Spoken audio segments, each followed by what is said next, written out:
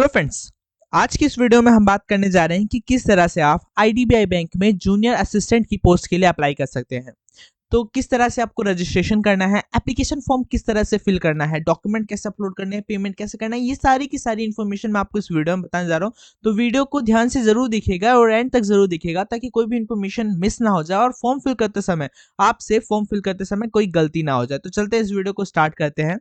तो इस फॉर्म की जो स्टार्टिंग डेट है वो 12 तारीख दूसरा महीना है और लास्ट डेट जो है वो 26 तारीख है। ठीक है, तो इस वेबसाइट का लिंक मैं आपको डिस्क्रिप्शन में प्रोवाइड करवा दूंगा। उसके साथ आपको एक लिंक और मिलेगा जो आईडीबीआई बैंक की तरफ से ऑफिशियल नोटिफिकेशन है, जहां से आप एलिजिबिलिटी क्राइटेरिया डाउनलोड कर सकते हैं, वहां से देख सकते हैं। तो सिंपली यहाँ पे आपको क्या करना है, click here for new registration वाला लिंक दिख रहा होगा, इस पर आपको क्लिक करना है। आप यहाँ पे आपको सबसे पहले तो ये स्टेप्स है जो आपको फिल करने हैं। सबसे पहले बेसिक इन्फॉर्मेशन यहाँ पे अपलोड करनी है, फोटो सिग्नेचर सबको अपलोड करने हैं, डिटेल्स आपको अपनी पर्सनल डिटेल्स अपलोड करनी है, फिल करने हैं। फिर प्रीव्यू करके उसको रजिस्ट्रेशन कर लेना है कंप्लीट। फिर आपको अपने डॉक्यूमेंट्स वगैरह अपलोड करने हैं। डॉक्यूमेंट अपलोड होने के बाद यहाँ पे आपको पेमेंट करके अपना फाइनली एप्लीकेशन फॉर्म डाउनलोड कर लेना है। तो यहाँ पे आपको बेसिक इन्फॉर्मेशन में सबसे पहले तो फर्स्ट नाम फिल करना है, कंफर्म कर देना है फर्स्ट नेम को। उसके बाद हम यहाँ पे मिडिल नेम फिल करेंगे। यहाँ पे मिडिल नेम आपको फिल करना है, कोई है तो यहाँ पे कंफर्म कर देना है। यहाँ पे लास्ट नेम है, यहाँ लास्ट नेम कंफर्म कर देना है। सारी चीज फिल करने के बाद यहाँ पे आपको फुल नेम दिखेगा। यहाँ पे आपको अपना मोबाइल नंबर फिल करना है, ठीक है। और यहाँ पे आपको कंफर्म कर देना है, एक्टिव मोबाइल नंबर होना चाहिए, ध्यान रखिएगा। अल्टरनेट मोबाइल नंबर डालना है, अगर नहीं है तो कोई बात नहीं, इसे छोड़ सकते हैं आप, ऑप्शनल है। उसके बाद यहाँ पे आपको ईमेल आईडी डालनी है, ध्यान रखिएगा @gmail.com यहाँ नहीं डालना, आपको @ यहाँ से ऑलरेडी है, gmail.com यहाँ से सेलेक्ट कर लेना है, ओके। और बाकी जो भी है आपका डोमेन वो सेलेक्ट कर सकते हैं। यहाँ पे आपको पूरी ईमेल आईडी लिखनी है। उसके बाद यहाँ जो कैप्चा कोड है वो आपको यहाँ पे डाल देना है, सेव एंड नेक्स्ट वाले ऑप्शन पे सिंपली क्लिक करना है। सेव एंड नेक्स्ट होने के बाद यहाँ पे आपको फोटो सिग्नेचर अपलोड करने हैं, ठीक है। तो यहाँ पे आपका लिंक मैं दे दूंगा, यहाँ पे सिग्नेचर आपको अपलोड करना है जिसका साइज 10 से 20 KB है, ठीक है। तो यहाँ पे आपको कंफर्म कर देना है। और कुछ एडिट वेडिट करना है तो आप बैक कर सकते हैं, नहीं तो आपको फोटो सिग्नेचर अपलोड करने के बाद आपको नेक्स्ट करना है, ओके। यहाँ पे हमने नेक्स्ट कर लिया। नेक्स्ट करने के बाद आपको डिटेल्स भरने हैं। डिटेल्स में भी आपको बेसिक और क्वालिफिकेशन, एक्सपीरियंस, लैंग्वेज, ये सारी चीजें आपको फिल करनी है। तो सबसे पहले बेसिक है, सबसे पहले कैटेगरी पूछा गया है, तो यहाँ पे हम जेंडर सेलेक्ट कर लेंगे, यहाँ कंफर्म कर देंगे। फिर यहाँ पूछा गया है कि अगर आप 40% से ज्यादा डिसेबल हैं तो यहाँ पे आपको यस करना है, अदरवाइज नो करना है। अगर आप यस करते हैं तो यहाँ पे आपको टाइप ऑफ डिसेबिलिटी बतानी पड़ेगी। उसके बाद यहाँ पे कंफर्म करना पड़ेगा। उसके बाद नेचर ऑफ डिसेबिलिटी यहाँ से आपको सेलेक्ट करनी पड़ेगी, ठीक है। तो यहाँ से नेचर ऑफ डिसेबिलिटी सेलेक्ट करने के बाद यहाँ पे आपको ऑप्शन दिखेगा कि जो आपके सर्टिफिकेट में डिसेबिलिटी सर्टिफिकेट है उसमें कितना परसेंटेज लिखा हुआ है वो आपको टाइप करना है। और डिसेबिलिटी जो है आपकी परमानेंट है या नहीं है वो आपको बताना है, अगर है तो यस, नहीं है तो नो। उसके बाद आपसे पूछा गया है कि are you suffering from cerebral palsy and your writing speed is affected. अगर राइटिंग स्पीड अफेक्टेड है तो आपको यस लिखना है, नहीं है तो नो करना है। उसके बाद लिखा है कि क्या आपको मतलब आपकी जो डोमिनेंट हेड है जिसे आप लिखते हो उसमें आपको चोट लगा है, उसमें राइटिंग स्पीड है तो वो बताना है आपको। अगर यहाँ पे पूछा गया है कि डू यू इनिशिएटेड, मतलब आपको स्क्राइब की सर्विस चाहिए तो वो भी आप बता सकते हो, ठीक है। तो वो भी अवेलेबल है। और गाइडलाइंस देख सकते हो एक स्क्राइब के लिए क्या क्या गाइडलाइंस होनी चाहिए। और अगर आप डिसेबल नहीं हो तो सिंपली यहाँ पे आपको नो करना है, मैं नो कर रहा हूँ, ठीक है। तो ये उनके लिए जो डिसेबल है। उसके अलावा एक और ऑप्शन है, अगर लिखा है कि are you person with specific disability covered under the definition of section 2S of the RPWD act 2016 and not covered under section 2R of the said and having writing difficulty in writing. तो यहाँ पे आप बता सकते हैं अगर इस section के अगर आपको होता है, मतलब राइटिंग में डिफिकल्टी आती है तो आप यस कर सकते हैं। अगर यहाँ पे आपसे पूछा गया अगर आप यस कहते हैं तो पूछा गया है कि do you need compulsory time, आपको एग्जामिनेशन में आपको टाइम चाहिए कि नहीं चाहिए। तो यहाँ पे जब यस करेंगे तो ये ऑप्शंस आ जाएंगे। तो यहाँ पे आपसे पूछा गया है कि चाहिए कि नहीं चाहिए, अगर चाहिए हो तो आप यस कर सकते हैं। उसके बाद पूछा है कि अगर आपको स्क्राइब चाहिए, ठीक है, तो स्क्राइब की सर्विस चाहिए तो आपको यस करना है, नहीं चाहिए तो नो करना है। उसके बाद इस ऑप्शन में लिखा है कि आपके पास जो सर्टिफिकेट है वो एक गवर्नमेंट हेल्थ केयर इंस्टीट्यूशन से प्रमाणित होना चाहिए, तभी वो वैलिड होगा, नहीं तो वैलिड नहीं होगा। तो यहाँ पे आप बता सकते हैं, ठीक है। और नहीं है तो सिंपली आपको नो कर देना है, ठीक है। उसके बाद देखिए यहाँ पे आपसे पूछा गया है कि are you child and family member of those who dead in 1984 riots. 1984 में जो रॉइट्स हुआ था उसमें जो मरे थे उनके अगर आप फैमिली मेंबर हो तो आप यहाँ पे यस और नो कर सकते हो। उसके बाद यहाँ पे आपको रिलीजन सेलेक्ट करना है, ठीक है। तो यहाँ पे आपको मैं यहाँ नो कर दे रहा हूँ, ठीक है। यहाँ पे आपको रिलीजन बताना है आपका, आप हिंदू हो, मुस्लिम हो, जो भी हो यहाँ से सेलेक्ट कर लेना है। उसके बाद माइनॉरिटी कम्युनिटी में आते हो तो यस करना है, नहीं तो नो कर देना है। अगर आप एक्स सर्विसमैन हो तो यहाँ पे आपको यस करना है, अदरवाइज आपको नो कर देना है। उसके बाद अगर आप यस करते हो तो यहाँ पे पूछा है कि एक सर्विस मैन को जो फिट्स मिलते हैं ज्वाइनिंग के समय वो आपने उठा लिया है सिविल जॉब में, ठीक है, गवर्नमेंट जॉब के लिए या फिर नहीं, तो जो आपको बताना है। उसके बाद पीरियड ऑफ सर्विस आपको बताना है अगर नहीं किया है तो।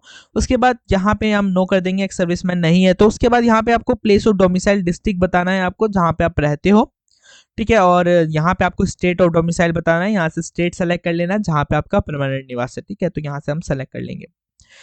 ये होने के बाद यहाँ से हम सेलेक्ट कर लेंगे, ठीक है, मैंने हरियाणा सेलेक्ट कर लिया। यहाँ पे आपको स्टेट ऑफ रेजिडेंट सेलेक्ट करना है, ठीक है, तो यहाँ पे आप स्टेट सेलेक्ट कर लेंगे जहाँ के आप निवासी हैं वहाँ का आपको सेलेक्ट कर लेना है, ठीक है, तो यहाँ पे आपको सेलेक्ट कर लेना है स्टेट अगेन। और यहाँ पे आपको बताना है कि बैंक जोन यहाँ से सेलेक्ट करना है, तो हरियाणा के अंदर एक बैंक जोन आता है चंडीगढ़, दिल्ली सेलेक्ट करते हो तो दिल्ली, तो यहाँ पे आपको कुछ बैंक जोन मिल जाएंगे। उसके बाद यहाँ से आप इंडियन सेलेक्ट कर लेंगे, यहाँ से आप एग्जामिनेशन सेंटर सेलेक्ट कर लेंगे कि कौन से स्टेट में आप एग्जामिनेशन देना चाहेंगे, और यहाँ से सेंटर सेलेक्ट कर लेंगे कि यहाँ कौन सा सिटी पड़ेगा, ठीक है, तो यहाँ पे आपको मिल जाएगा। उसके बाद यहाँ पे आपको अपनी 2 आईडी कार्ड देनी है, ठीक है, तो 2 आईडी कार्ड होनी चाहिए आपके पास। देखिए तो आईडी कार्ड यहाँ पे जब सेलेक्ट करेंगे तो इनमें से देनी है, आधार कार्ड होना चाहिए, ई आधार कार्ड या फिर पैन कार्ड, पासवर्ड, कुछ भी दे सकते हैं। तो यहाँ पे आधार कार्ड डालेंगे, यहाँ पे आपको आधार कार्ड नंबर डालना है, यहाँ पे आपको पैन कार्ड, ठीक है, एंड पैन कार्ड नंबर डालना है, ठीक है, यहाँ पे आपको पैन कार्ड नंबर डालना है, ठीक है, सिंपली। और यहाँ पे आपको पर्सनल डिटेल्स आप फिल करनी है, जैसे डेट ऑफ बर्थ तो यहाँ पे फिल करना है, यहाँ से आप डेट सेलेक्ट कर सकते हैं, मंथ, एंड यहाँ से ईयर सेलेक्ट कर सकते हैं। यहाँ पे आपको एज दिख जाएगी, ठीक है, जो 31/1/2024 को कंप्लीट हुई होगी। जेंडर यहाँ पे दिख जाएगा, और फिर यहाँ पे आपसे पूछा है कि आपके पास आपका कोई ट्विन ब्रदर सिस्टर तो है नहीं है, उसका जेंडर बता देना है अगर है तो, और नहीं तो नेम ऑफ ट्विन बता देना, नो कर देना है अगर नहीं है तो। यहाँ पे सिंपल मैरिटल स्टेटस पूछा गया है, ठीक है, अगर आप अनमैरिड है तो अनमैरिड लिखिए, यहाँ पे father name and mother name आपको लिख देना है। अगर आप मैरिड है तो यहाँ पे आपको स्पाउस नेम भी लिखना पड़ेगा, ठीक है, तो सिंपल ये सारी चीजें हैं, मैं अनमैरिड सेलेक्ट कर रहा हूँ। उसके बाद पूछा है एड्रेस फॉर कोरेस्पोंडेंट, मतलब अगर आपका कोरेस्पोंडेंस एड्रेस पूछा गया है जहाँ पे आप करेंटली रह रहे हैं, ठीक है, तो यहाँ पे आपको एड्रेस फिल कर देना है, ठीक है, होम सेक्टर वगैरह, यहाँ पे डिस्ट्रिक्ट यहाँ पे डाल देना है, ठीक है, और यहाँ से स्टेट सेलेक्ट कर लेना है जिस भी स्टेट में आप रह रहे हैं करेंटली, और पिन कोड डाल देना है। यहाँ पे आपको सेम कर देना है, अगर परमानेंट एड्रेस कोरेस्पोंडेंट एड्रेस दोनों सेम है तो, नहीं सेम है तो यहाँ पे आपको फिल करना पड़ेगा, ठीक है, परमानेंट एड्रेस यहाँ पे, तो यहाँ पे सेम है, यहाँ पे डिस्ट्रिक्ट, यहाँ पे आपको स्टेट, यहाँ पिन कोड, और ठीक है। आपको जीएसटी इनवॉइसिंग के लिए एक एड्रेस सेलेक्ट करना है, वो सेलेक्ट करने के बाद वैलिडेट कर देना है डिटेल्स को, ओके कर देना है। सेव एंड नेक्स्ट वाले ऑप्शन पे क्लिक कर देंगे, नो थैंक्स कर देंगे। आप यहाँ पे आपको क्वालिफिकेशन, एक्सपीरियंस एंड लैंग्वेज, तो सबसे पहले क्वालिफिकेशन जो है इसमें ग्रेजुएशन मांगी गई है, तो यहाँ पे आपको नेम ऑफ कॉलेज बताना है, नेम ऑफ यूनिवर्सिटी बताना है, डिग्री कौन से सब्जेक्ट से आपने पास कर रखी है वो बताना है, आप अपीयर्ड हो या फिर पास हो वो यहाँ से सेलेक्ट कर लेंगे, ठीक है, तो यहाँ पे मैंने पास सेलेक्ट कर लिया। डेट ऑफ पासिंग आपको बताना है जिस भी ईयर में आपने पास किया, और परसेंटेज मार्क्स कितने थे, और क्लास ग्रेड क्या था वो बताना है। अब यहाँ पे एकेडमिक ईयर में आपको year wise end semester wise marks जितने आए आपके, टोटल मार्क्स जितना है वो आपको फिल करना है। सेकंड सेमेस्टर में मार्क्स कितने हैं आपके, टोटल मार्क्स कितने थे, तो यहाँ पे परसेंटेज कैलकुलेट होकर आ जाएगा, और ओवरऑल आपको जब जितने आपके सेम होंगे, 6 है तो 6 और 8 है तो 8, तो 8 के हिसाब से यहाँ पे आपको टोटल ग्रेड दिख जाएंगे और टोटल परसेंटेज दिख जाएगी, ठीक है, तो ये मैच होना चाहिए आपके ऊपर से। उसके बाद अगर आपने पोस्ट ग्रेजुएशन या प्रोफेशनल क्वालिफिकेशन कुछ कर रखा है तो वो भी आप यहाँ पे फिल कर सकते हैं, और नहीं तो जरूरत नहीं है। Do you have proficiency in computer, अगर आपको प्रोफिशिएंसी है कंप्यूटर में तो यहाँ पे आपको लिखना है, आपको बताना है कि आपको कंप्यूटर में क्या क्या आता है, ठीक है, तो क्या बेसिक बता देना है। उसके बाद यहाँ पे नेम ऑफ एम्प्लॉय, अगर आपके पास कोई वर्क एक्सपीरियंस है तो वो भी आपको बताना है, जैसे नेम ऑफ एम्प्लॉयर, ठीक है, तो यहाँ पे आपको नेम ऑफ एम्प्लॉयर बताना है, डेजिग्नेशन क्या थी आपकी वो आपको बता देना है, प्रेजेंटली वर्किंग हो या फिर नहीं हो यहाँ से सेलेक्ट कर लेंगे, टोटल पीरियड ऑफ सर्विस क्या था, कब से कब तक का, यहाँ से डेट सेलेक्ट कर लेंगे, नेचर ऑफ ड्यूटीज क्या थी आपकी वो बताना है, रीजन क्या था छोड़ने का वो बताना है, एंड यहाँ पे आपको total year and experience count हो जाएंगे। उसके बाद यहाँ पे आपको पूछा गया है कि ये तो ये एग्जाम आप ये मतलब ये ऑप्शन आपके लिए नहीं है तो इसको आप इग्नोर कर सकते हैं, ठीक है, तो यहाँ पे देखिए लिखा है लैंग्वेज आपको कौन कौन सी आती है, हिंदी, इंग्लिश, उसमें कम से कम एक लैंग्वेज है जिसमें आपको रीड, राइट एंड स्पीक आना चाहिए, ठीक है, अप्लाई करने के लिए। फिर आपको वैलिडेट कर देना है, एंड देन यहाँ पे ओके कर देना है, and then save and next पे आपको क्लिक करना है। अब यहाँ पे आपका रजिस्ट्रेशन हो जाता है कंप्लीट। आपको सिंपली क्या करना है, आई एग्री वाले बटन पे क्लिक करना है, सारे डिक्लेरेशन जो दिए हैं उनको पढ़ लेना है, कंप्लीट रजिस्ट्रेशन पे क्लिक करना है, ओके कर देना है, एंड देन कंफर्म कर देना है। अब यहाँ पे आपको डॉक्यूमेंट अपलोड करने हैं, जैसे लेफ्ट थंब इंप्रेशन आपको अपलोड करना है जिसका साइज 20 से 50 KB का होगा। फिर आपको एक हैंड रिटन डिक्लेरेशन आपको अपलोड करना है जिसका PDF मैं प्रोवाइड करवा दूंगा आपको डिस्क्रिप्शन में, जिसका साइज 50 से 100 KB के बीच में होगा। यहाँ पे आपको सिक्योरिटी कोड डाल देना है, ठीक है, तो ये PDF है, यहाँ से आपको साइज वगैरह भी दिख जाएगा और हैंड रिटन डिक्लेरेशन भी यहीं से आपको अपलोड करना है। तो यहाँ पे आपको सेव एंड नेक्स्ट करना है, इसका लिंक मैं आपको डिस्क्रिप्शन में प्रोवाइड करा दूंगा, ओके कर देना है। अब आपको कैप्चा फिल करना है। पेमेंट प्रोसेस पे आ गए गए हैं। तो यहाँ पे आपको कंफर्म करना है 1000 रुपए के लिए। तो यहाँ पे आपको सिक्योरिटी कोड जो दिया गया है उसको फिल कर लेना है, सबमिट वाले ऑप्शन पे क्लिक करना है, ओके कर देना है, दैट्स इट।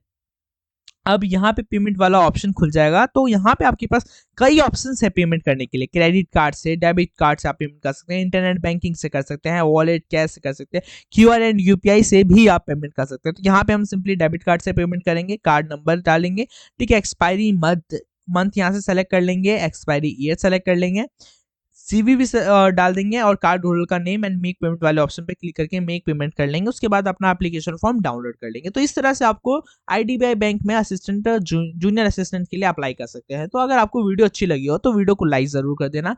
हमारे चैनल पे अगर आप नए हो तो चैनल को सब्सक्राइब करके बेल आइकन को जरूर प्रेस कर लेना, ताकि जो भी अपकमिंग वीडियो हो वो आपके पास तुरंत आ जाए। तो मिलते हैं ऐसी ही नेक्स्ट अमेजिंग वीडियो में, जहां पे आपको कई तरह के गवर्नमेंट एग्जाम्स के बारे में बताऊंगा। तो मिलते हैं नेक्स्ट वीडियो में। Thank you.